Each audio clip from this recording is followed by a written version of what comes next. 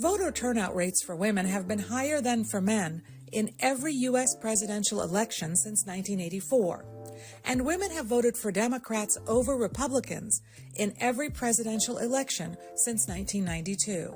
Not only do women turn out more than men, but they live longer than men. So those older groups are going to be much more represented by women. So it's important to have women if you're a Democrat running for office. Using the latest U.S. Census numbers, demographer William Fry of the Brookings Institute analyzed what the women's vote will look like in 2024. He says the trends favor Democrats, in part because more voters today are college-educated women. Non-college educated women, who are historically more likely to vote for the Republican presidential candidate, will account for less than 40% of the electorate. Back in 2012, these so-called working-class women made up almost half of the voting population.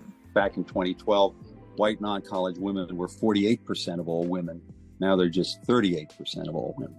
Meanwhile, the share of college-educated white women, voters who are historically more likely to vote for Democrats, is rising. They made up 23% of the electorate in 2012. In 2024, they account for 27% of eligible voters. The percentage of Black and Hispanic female eligible voters has roughly remained the same. In 7 key battleground states, the share of white non-college educated women far surpasses the number of white college-educated women.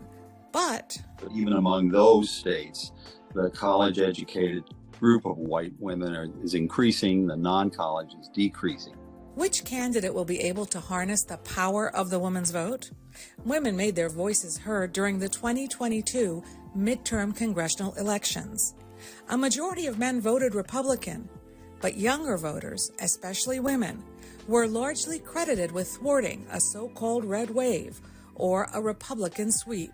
Young women made the bigger difference in that younger group. The issue of abortion rights drove many of those young women to the polls. But abortion is also an issue for Democratic female voters over the age of 50.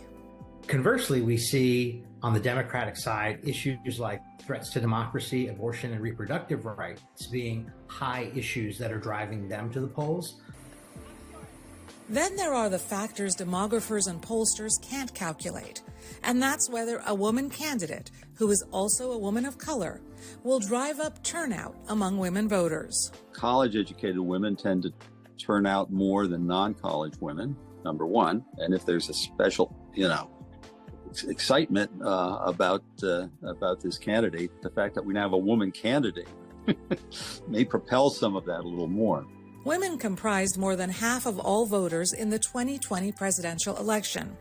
As with most presidential contests, who wins ultimately comes down to which voters turn out in the biggest numbers for the 2024 presidential election.